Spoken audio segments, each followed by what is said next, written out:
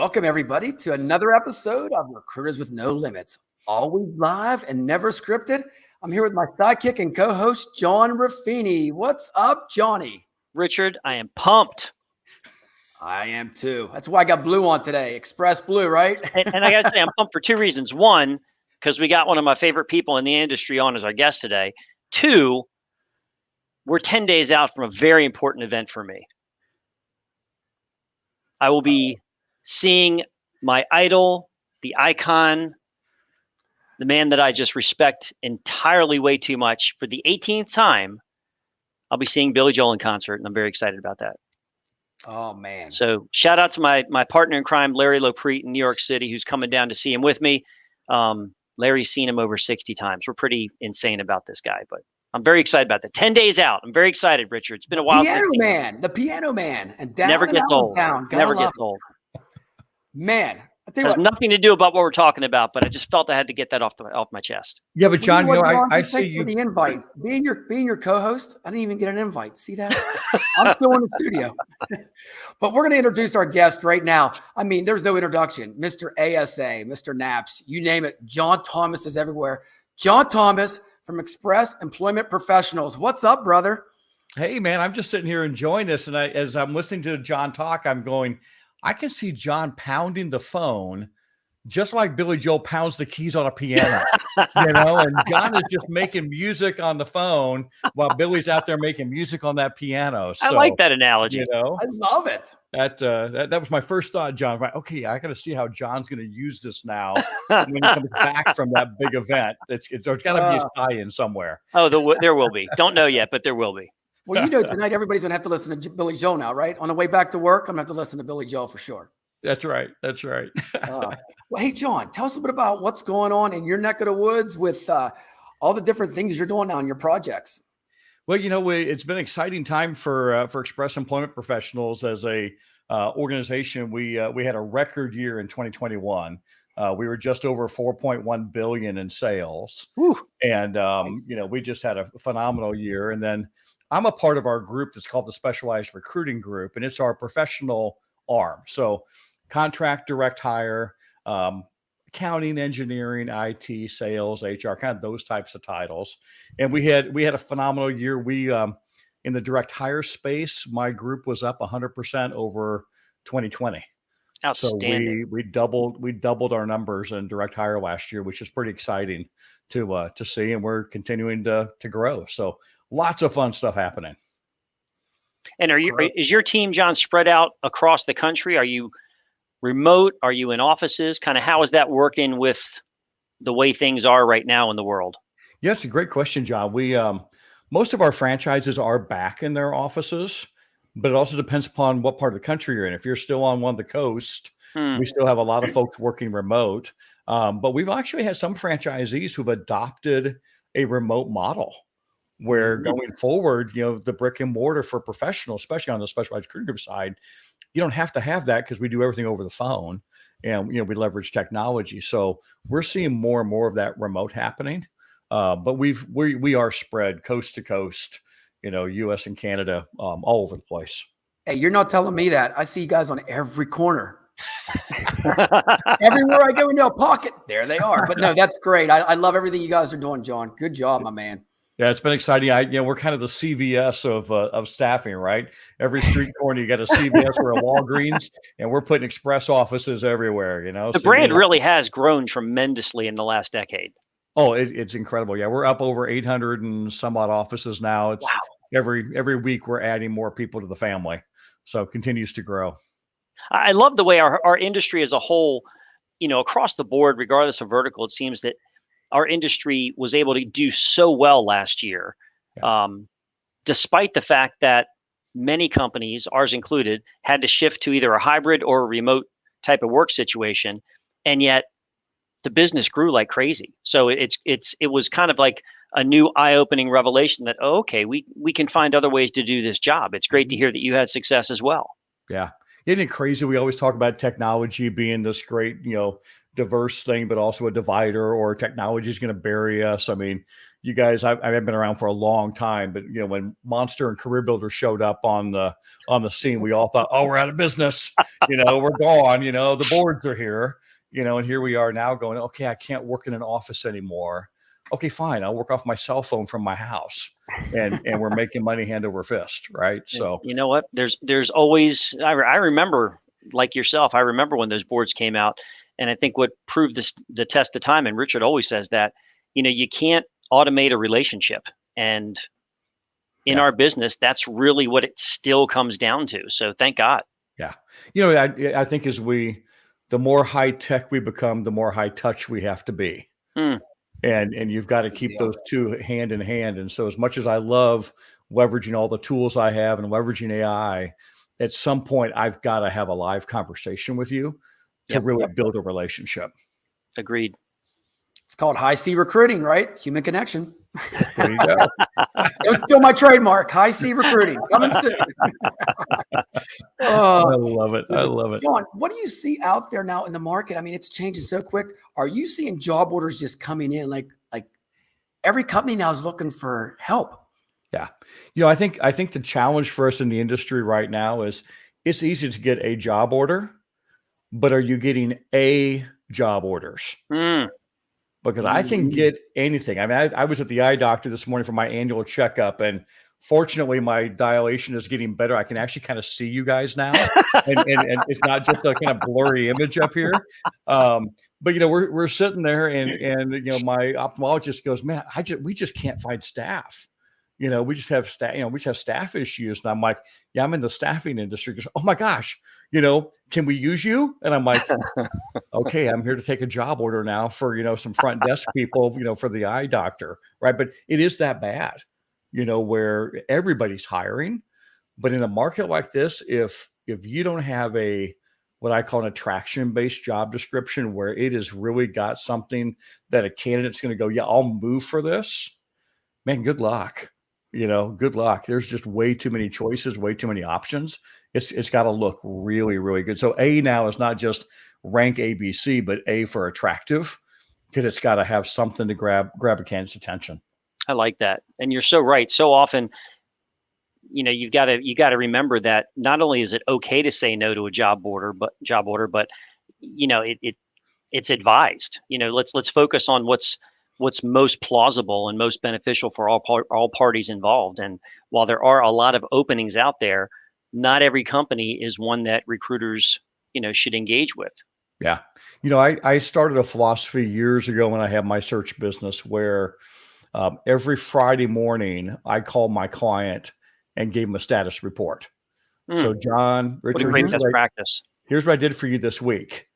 And, it's really hard to call them and say, "Hey, John, just want to touch base with you this week. Didn't do jack squat for you.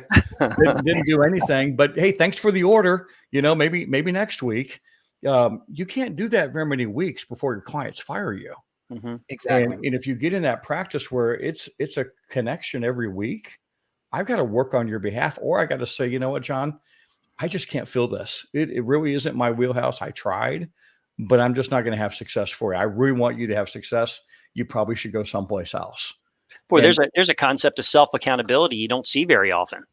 No, because we're recruiters. We can fill anything, Yeah, we can, but should we? And does it really make sense? Is it kind of that rinse repeat? Can I do it again? Or is it one of these one-off things that it's like, I really shouldn't do that unless you pay me a retainer, and then I'll be happy to work on your behalf because you're paying me for my time. But in the contingent world, gosh, we got to be sensitive to our time so we don't waste money. And it's my money I'm wasting when I don't fill orders. Absolutely. You're so right on that, John. And you hit that communication part, because I've seen it with companies. I call them and they're using staffing firms that ghost them, never talk to them for like 2 months. It's like, what happened? They get the job order and they never talk to them. So I love how you communicate. I think every week there should be at least a human touch somewhere. But if you really want to make a difference, I have what I call my 3-day rule. That if I took an order from you today, Richard, and we sat down and we got all the specs done, I'm going to sit back and say, "You know what? It's Wednesday. I'm going to call you Monday morning, 10 a.m. I'm going to send you a calendar item. And my goal is to either have 3 people I can submit or I can give you some numbers on where I am in the process. Because within 3 days, if I don't reach back out to you, you will call another recruiter, or another recruiter will call you because they'll see a posting, or they'll know somebody who knows somebody. So I had a 3-day rule. And in the perfect world, 3 candidates in 3 days, if I'm in my wheelhouse. If it's not in my wheelhouse, then I got to tell the client, here's what I'm doing. Here's where I'm starting. This is what it looks like. But I don't want to waste time. You're right on that. And you know what I tell clients, to kind of joke with them, they have my cell phone, my personal one, so they blow me up here. Some of the choice words they say, I don't want to say online here, but hey, it's like, I like that communication. When we call each other a couple names, we're building that relationship. You know what I mean? Where we can talk. Yeah. Well, it's funny. My wife, I will celebrate 40 years of marriage in August. Outstanding. And thank you. You know, it's been a fun ride. And for all these years, she's always said communication is the key to marriage. And I've said, honey, communication is the key to life. You know, if we don't have good communication with, you know, our peers, with our employees, with our senior leadership, with the clients, with the candidates, I mean, all those facets, if we don't communicate clearly, we're in trouble. You just have to have it. And how has that changed, John? Because there is a shift. We were talking about this offline early in the week, and you know, the recruiter has to be, like I always say, everything the recruiter does has to be about them, which them is defined as whoever you are serving at that point in time, whether it's a candidate or a client. And sometimes we forget to form our communication in that manner. Mm-hmm. Yeah, you know, whenever I interview someone, or even with the client relationship, one of the very first questions I say is, John, in order for us to stay engaged, what method would you like for me to use? What's your primary communication method? Because, you know, I might be old school and say, I'm going to call you, and I'm going to dial that phone and harass the life out of you over the phone. And you're going to go, my phone has got 342 voicemails in it, and I don't care because I use email, right? Or I'm a text guy, right? So I want to find out from you, whoever you are, candidate, client, even coworkers now when we're working remote, what's the fastest, easiest way for you and I to communicate? And then the other rule I have with that, though, is that I will not send a text or an email where the exchange becomes 3 deep without saying, we need to get on a phone call, or on Teams, or on Zoom. Got it. One of the two, we got to have a FaceTime. If you're ping-ponging back and forth too much, at that point, it's not effective. I love playing ping pong, but I go for the kill. I really don't want to volley back and forth with you in a ping pong game. No. And he means that literally, Richard, because look at the paddles that are on his shelf. I mean, this guy. I tell you what, at Staffing World, we're going to have a ping pong tournament, right? Let's do it. Hey, there you go. That sounds like a lot of fun. That'd be some great stress release, you know, between all the different things you got going on. So, well, you know what, John? I'll just team up and I'll play you guys in Foursquare. That's better off for me. We're old enough. We know what that is. I love it. I love it. But John, I got to ask you real quick, like leadership and communication, how do you get the clients to buy into that? Because I'm seeing a lot of clients that, you know, are not good leaders right now. And the contract workers are quitting. How do you break that barrier? You know, it's a great question, and it's not easy. I mean, you have to, as a leader, determine that your employees are more important than you. Mm-hmm. And if you don't value your staff more than you do yourself, they're not sticking around in this market. They're going to go someplace else. And, you know, it comes down, I think, sometimes to the littlest of things. I'm a big fan of doing weekly one-on-ones where I schedule a one-on-one with my staff, and I don't cancel. They can cancel, but I don't. If I need to reschedule, I'll reschedule, but it's too important every week to have that one-on-one time where I can find out from them what's going on. And I have them bring the agenda to the weekly meeting. What's most important to you? What do you want to talk about? And as managers, owners, we're always going to have stuff for us to talk about. Because let's face it, if their activity numbers aren't where they are, they're not getting results, we got stuff to talk about. but I want to hear from them what's going on. And I use that same concept with clients. You know, John, if we're going to work together, we have to be able to communicate. Exactly. Because if we don't communicate, I don't know if you need me, want me, if it's even worth us continuing down this path. And so I set up the rules from the get-go of how we're going to work together. And I love to send Outlook calendar invites to everybody on everything. Because if you accept it, I know you're serious. If you don't accept it, it tells me you're probably not very serious. Love that. And I want to be sure we're engaging. Those and are again, little best practices that anybody listening or watching should pick up on. And if you're not doing it, that's a great best practice to do, because to your point, it's a litmus test. Are you going to receive accept the invite? Because there's a level of accountability. If I accept your invite, if I can't make it, then I should be obligated to at least reach out to you and tell you and reschedule. If I say I'm going to accept it and I don't show up, well then, okay, what's that telling me about the seriousness of that person? So yeah, you would like to think that if they're not serious about it, they're not going to accept that, and it'll help you kind of clear out the business that you shouldn't be focusing on. Exactly. What I think the other piece is that when you schedule it, it gives you a personal accountability. That if I've got a call with you on Monday at 10 a.m. to give you a status report on what I'm doing, I better be doing, and I better make that call worth value and value your time. Because if I do that call on Monday and say, hey, John, thanks for setting up the call. How you doing? Having a good day? Hey, what do you think about that Major League Baseball strike that's going on? They can't get anything done. And they're going, I thought we were going to talk about the open order I had right now. And I thought you were going to tell me about candidates that you told me you would have for me today. Right? If you don't bring back to that conversation value, you're done. They won't schedule the next call because they don't need to schedule that. They want value. And John, you brought up baseball strike. Just to let you know, the Pittsburgh Pirates are tied for first place now. So that's great. You might get the whole season. Hey, being in Kansas City, guys, we have one of the best stadiums for AAA ball teams in the major league, because the Royals win every 30 years whenever our owner will invest, and then we'll win. But if not, we're a great training ground for everybody else. So we're in the same boat, John. It's like we go to the game just knowing we're going to lose. Yeah. Hey, I watch the playoffs every year to see my ex-Royals make the playoffs. It's like, oh, yeah, there's our former first baseman. There's our left fielder. Oh, yeah, okay, there we go. They're all ex-Royals. Well, I would just want to elaborate about this. I think we could take another step. We have to communicate with our contract workforce family too. I think they have input too of why they're not happy with the job.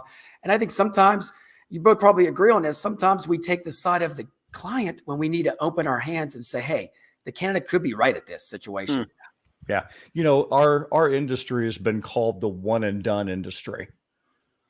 The candidates are like, you called me one time with one opportunity and I never heard from you again. Which is a travesty. It's a travesty. On the temp side, you placed me on one temp job and I did one gig and I was done. And there is so much money in your database because the cost to interview is not cheap. And if you've got 200, 300, 400 people in your database that are good, there's your call plan. Every 30, 60, 90 days, you better be in touch with somebody if they're not engaged in an active search.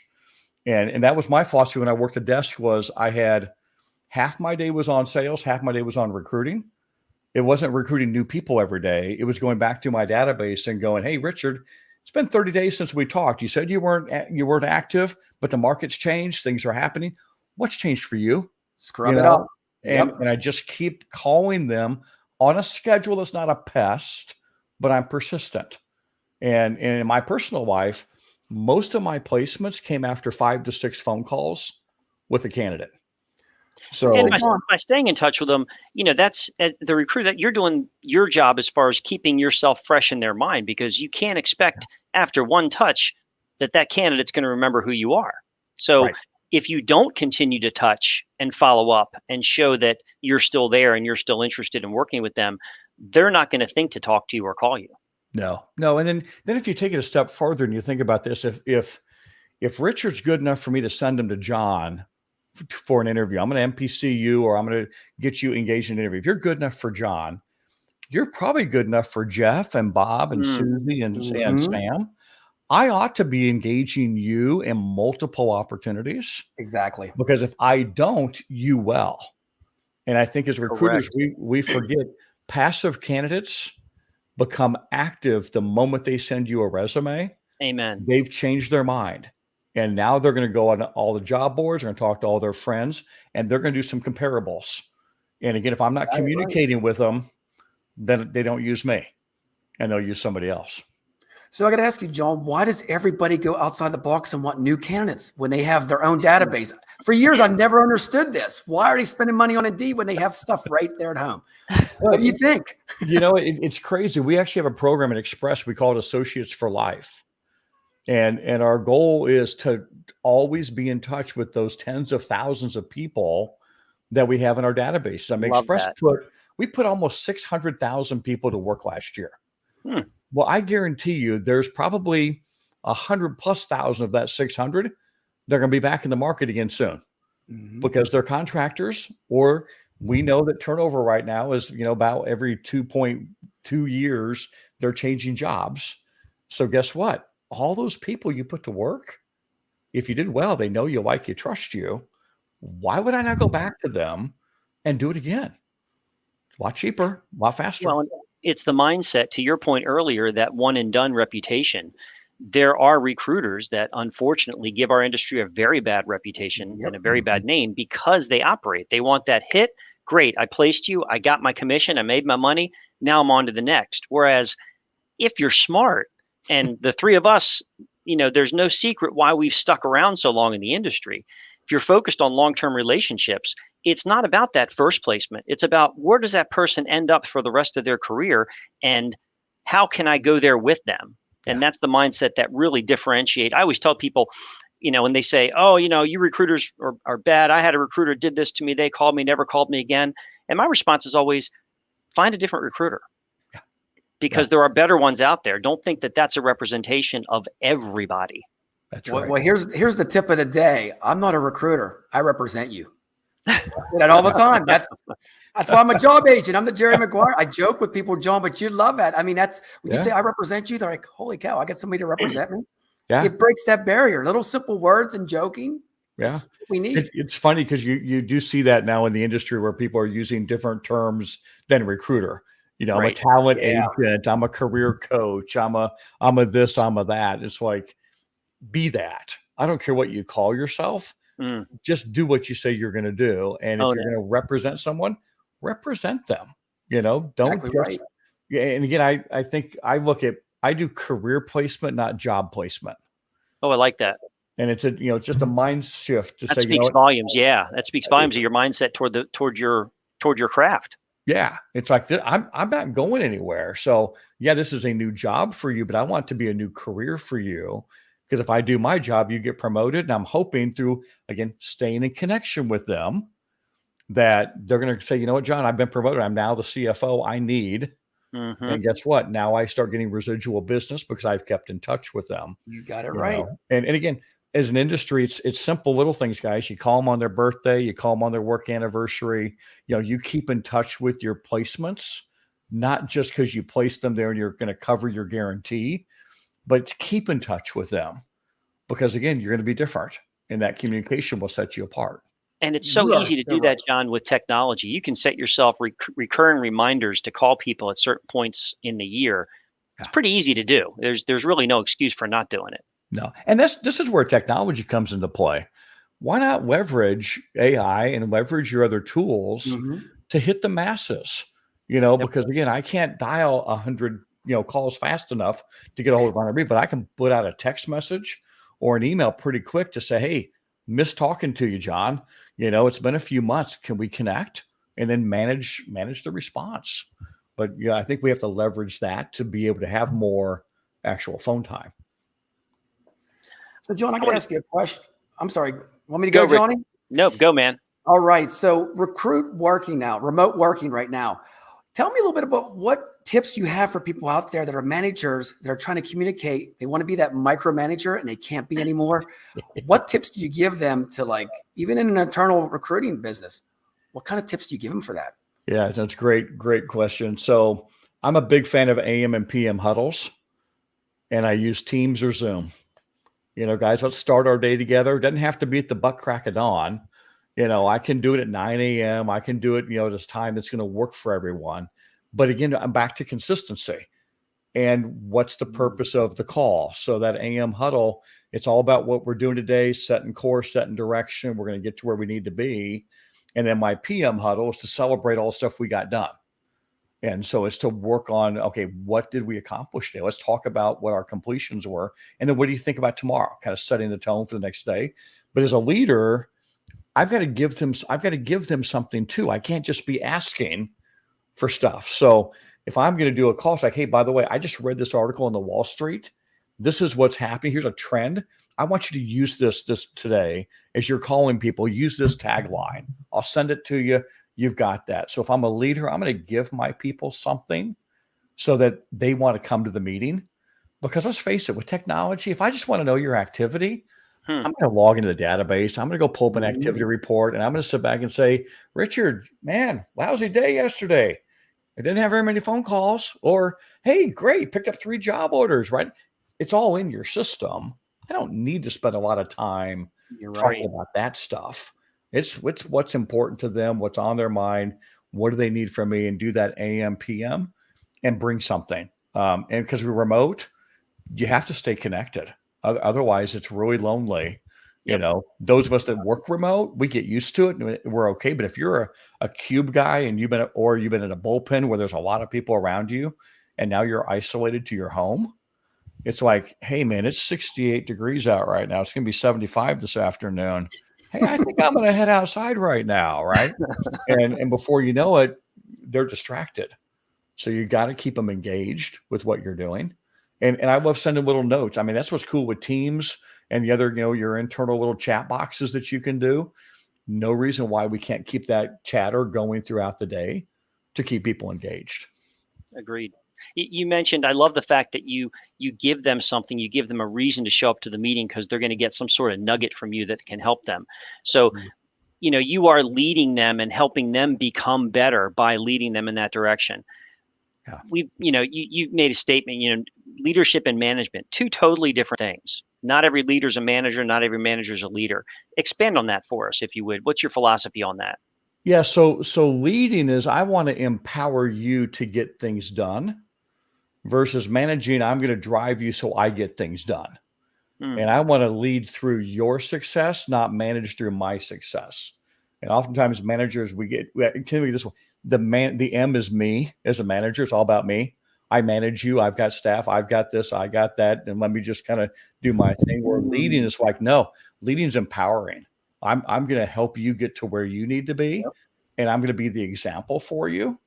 And I think it's really a challenge we have in our industry is, if you're a producing manager, are you producing, or is your team producing? And is your team using you, or are you using them? Exactly right. You hit that right on the head. How's that relationship going? Because if I'm using you so I can be a $500,000 a year biller, but quite frankly, I didn't do squat, I just used all your effort. Now I'm just managing you to keep, butts in the seat and keep people making calls on my behalf. But if I'm leading, I'm going to make all of you $500,000 producers, and I might only go 250 this year. But it's my own production while I'm benefiting you to do a lot of your production. So it's shifting the mindset from me to them in a manager versus a leader role.